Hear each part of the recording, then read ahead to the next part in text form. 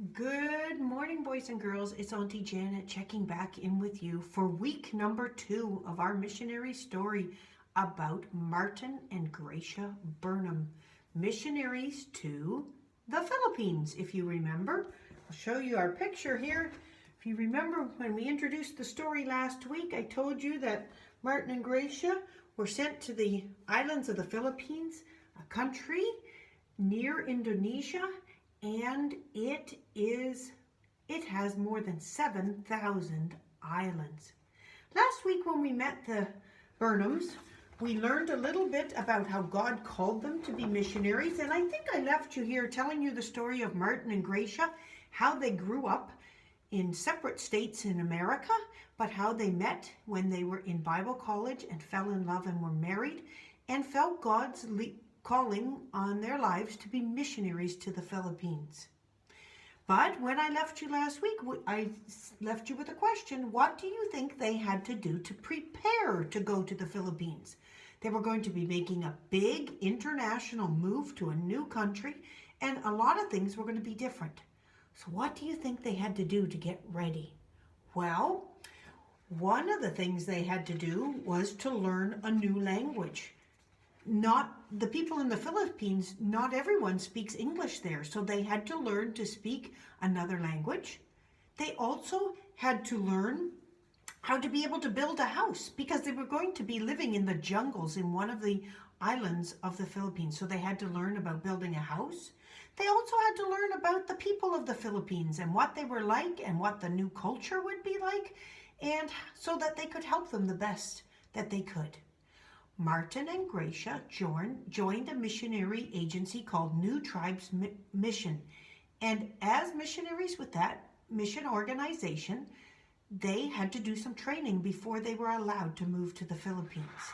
One of those parts of their training was to learn how people lived in other parts of the world and how the people would think about things in other parts of the world. But not only did they learn how people would live and think, they had to learn very practical skills. And one of the things they had to do was something called jungle camp.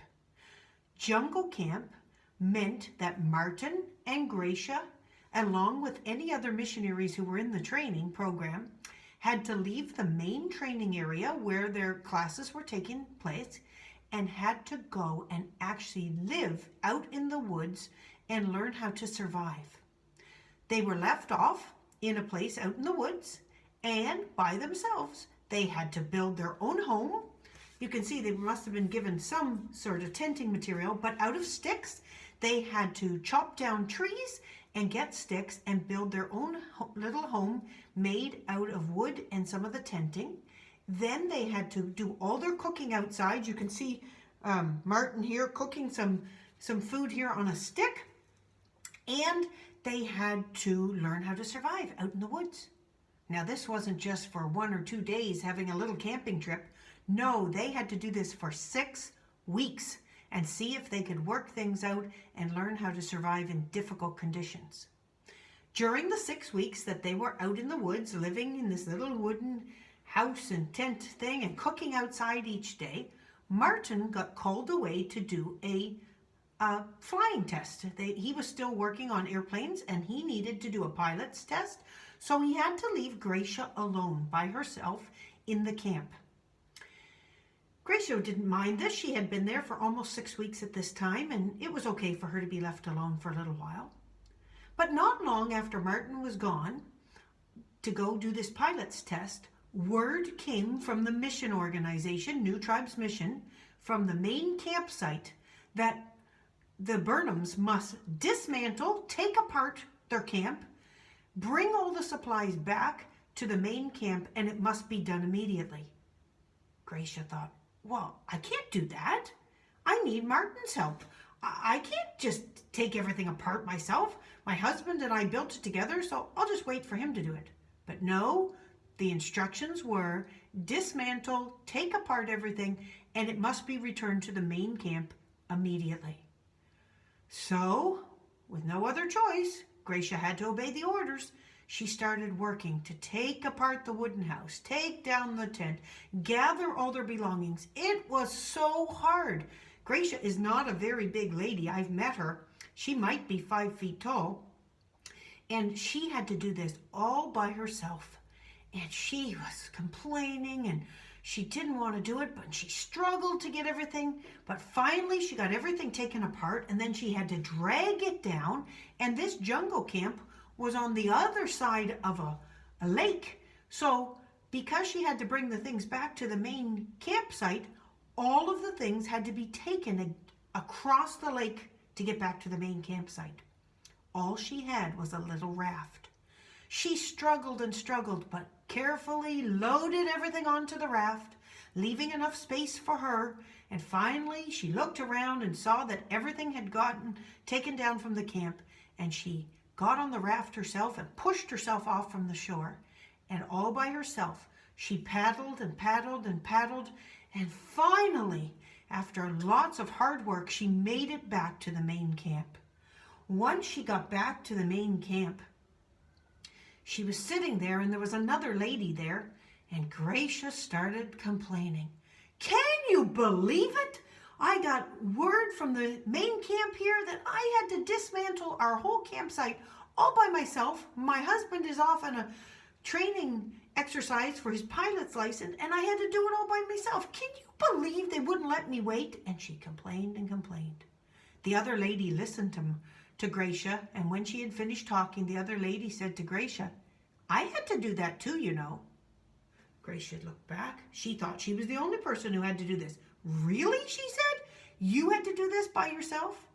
The other lady looked at Gracia and she said, yes, Gracia, I had to do it by myself. But when I had to do it, it wasn't part of a training exercise like you. For me, it happened in real life. We were working as missionaries in the jungle, my husband and I and our children, when suddenly one day my husband had a heart attack and he needed to be medically evacuated from the area. And so they came in, they took my husband away to get him to medical help right away. And I was left in the jungle with my children. And while I was there by myself, while my husband was in the hospital, I had to dismantle everything myself along with my kids and do it. Gracia felt a little bit ashamed. Here this lady had to do it in a real crisis situation and with children to look after. She wasn't complaining. Gracia realized that this was actually a good thing that the mission organization got her to do, to prepare her for a difficult life in case she faced difficulties in the jungle ahead. Well, after they finished training camp and did some other preparations, it was finally time for Martin and Gracia to leave their family in America and make the journey to the Philippines. They had to leave their house in America. They had to leave their families. They had to learn a new language and even had to learn about new foods to eat. Some of the things they had to eat, you and I would probably think was pretty gross, but they had to learn what it was like to be living among the Filipino people. And it was going to be difficult for them. Not everything about saying goodbye to their family and friends was going to be easy. But you know what? Martin and Gracia loved the Lord and felt that serving Him was more important than just having an easy life.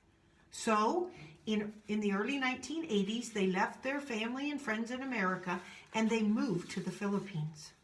Once they got to the Philippines, they chose an island to live on. Remember, there were 7,000 islands, so there was quite a choice. But they found an island for them to live on, and they built a home there out of sticks. Good thing they had training. And then it was time for work to begin. Martin had a little red and white plane that he used. It was just a small plane, not like the large airplanes that you see at the big airports here in South Africa or in Canada or America. Just a small plane that could go in and out of the bush. And Martin began his work. He began doing deliveries for people using his airplane. Can you guess what some of the things were he used to deliver for people? Well, groceries. He also would take medical supplies to people in and out. Sometimes people needed fuel or petrol, so he would put those in cans in his little airplane and take that. Sometimes he delivered mail. Don't you like to get letters in the mail or hear from people? He would take mail. Sometimes he actually transported people, missionaries or people who were sick, who needed to be taken to the hospital in bigger places for medical attention. And Martin was an excellent pilot. You must remember they lived in the jungle and he visited many islands that didn't have roads.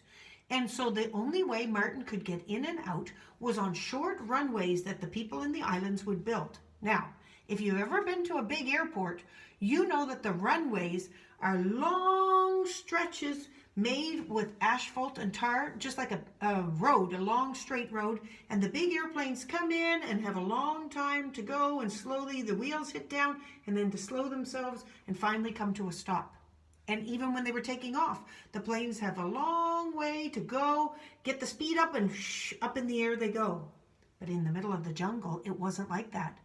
Oftentimes, people in the villages on these islands would just cut down trees and clear a strip of land that often was grassy and just not very long, and Martin had to come in with his plane and in very close quarters had to come in between trees on one side of the plane, trees on the other side, with just a thin strip of land for him to make a landing.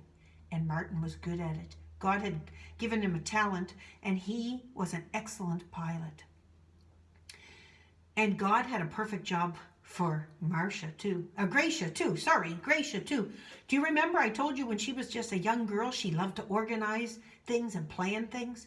Well, they had to work as a team. As Martin flew the planes, Gracia's job was to take the orders from people and check in with people each and every day and make a plan of where Martin had to fly his plane, who he had to pick up, what supplies he had to take to people, and she would constantly check in and make plans. And God used her abilities to be a good organizer and a communicator to help Martin as he flew the plane. Almost every day as Martin was flying the plane, Gracia would check in with him. It was dangerous work. Weather could change very quickly, so Gracia would check on the weather forecast, and if there was any storms or high winds coming in and she heard anything on her radio there, she would radio Martin and warn him of conditions to keep him out of harm's way and to help him so he could get safely out of any storms or difficult situations. Because they communicated back and forth, they would also know where Martin was almost all the time. Well, one day as Martin was flying, he called Gracia with an important message. Gracia, can you hear me? And she heard on her radio there. Yes, Martin, I can hear you loud and clear. Gracia, there's something wrong with my engine.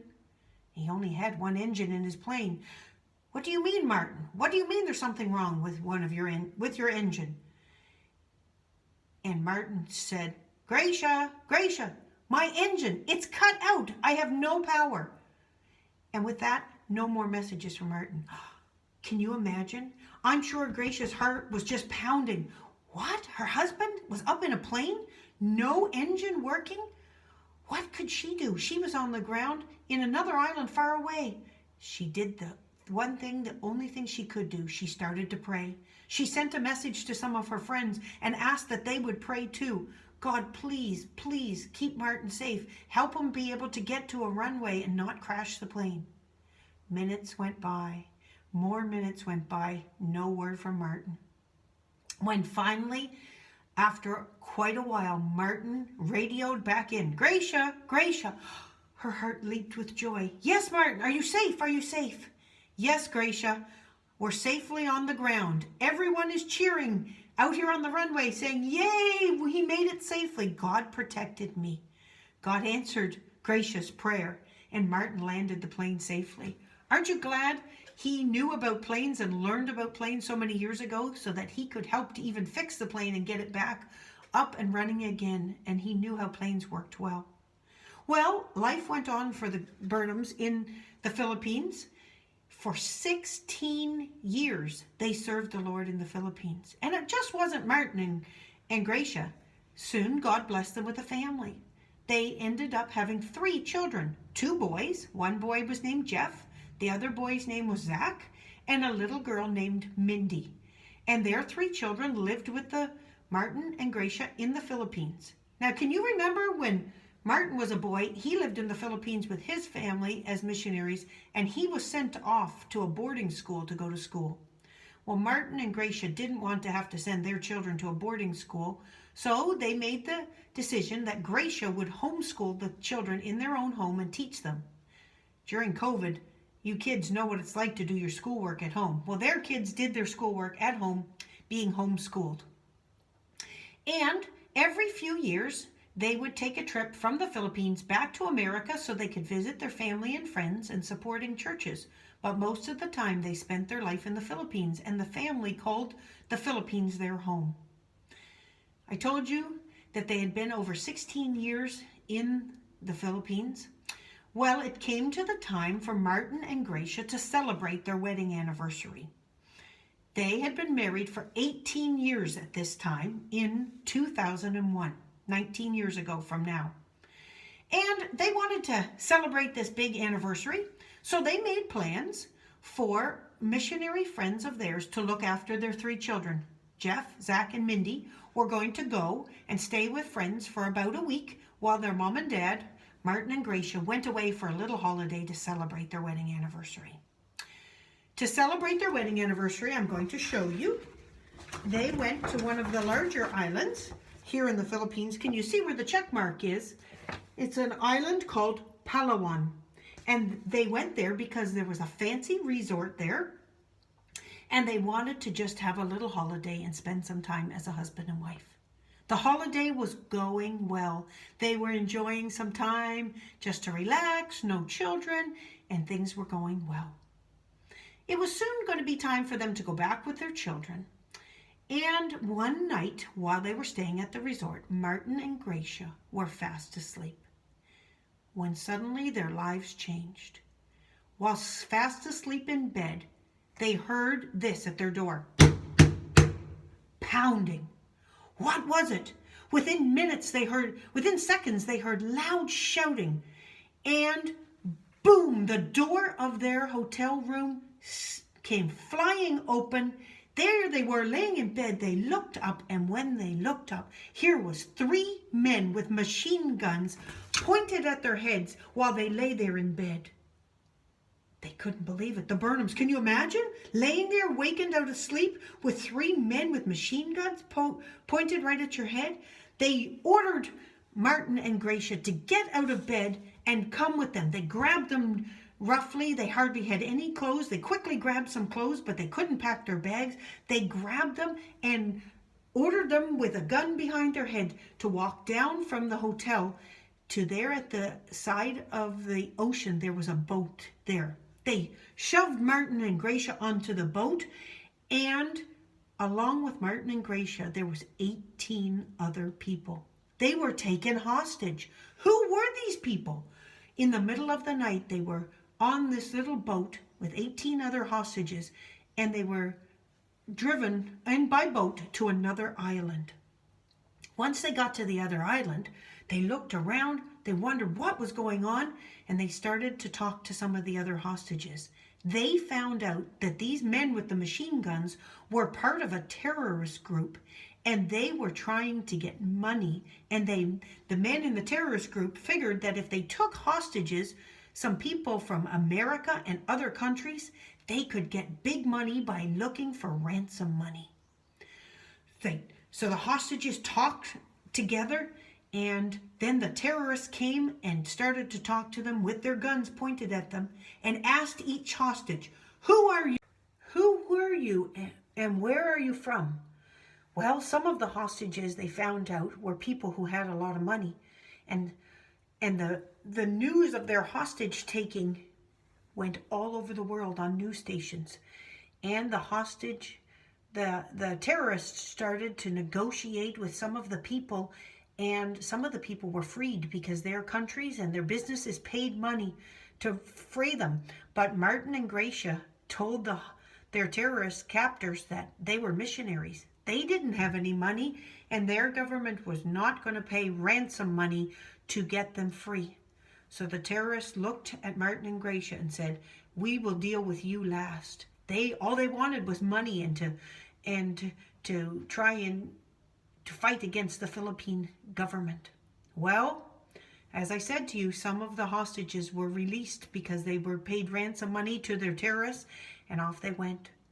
But because this story was big in the news, the Philippine government tried to find these terrorists so that they could try and use their soldiers to rescue Martin and Gracia and the other hostages that were left. Because of that, the terrorists knew they could not stay in one place for long. So Martin and Gracia, day after day, would be moved. Often in the nighttime, they would move them, make them march through the woods with guns behind their heads and their hands handcuffed together.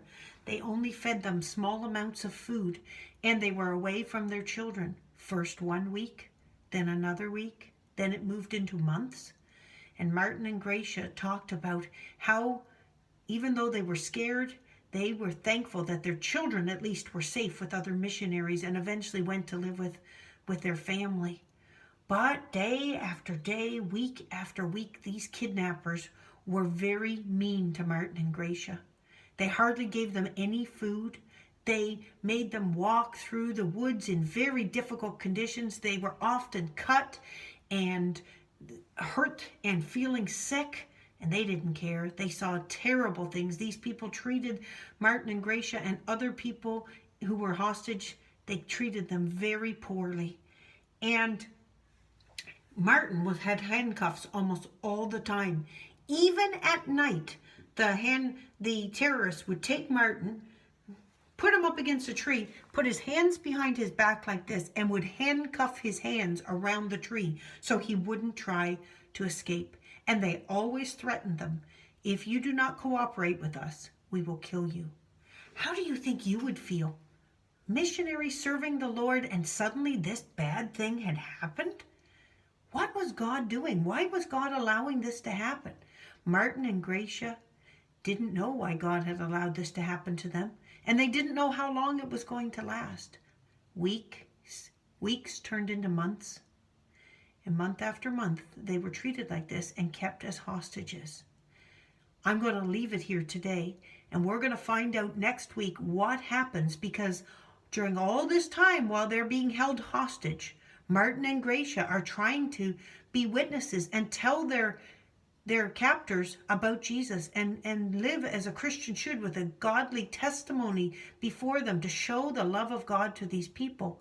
And while this is going on, the Philippine government is trying to find these terrorists and trying to free Martin and Gracia and the other hostages, and they're trying to get there. And next week we'll find out what happens and how long they're held as captives and how their story ends up. But most importantly, we'll find out what God used Martin and Gracia to do while they were held hostage in a very difficult situation.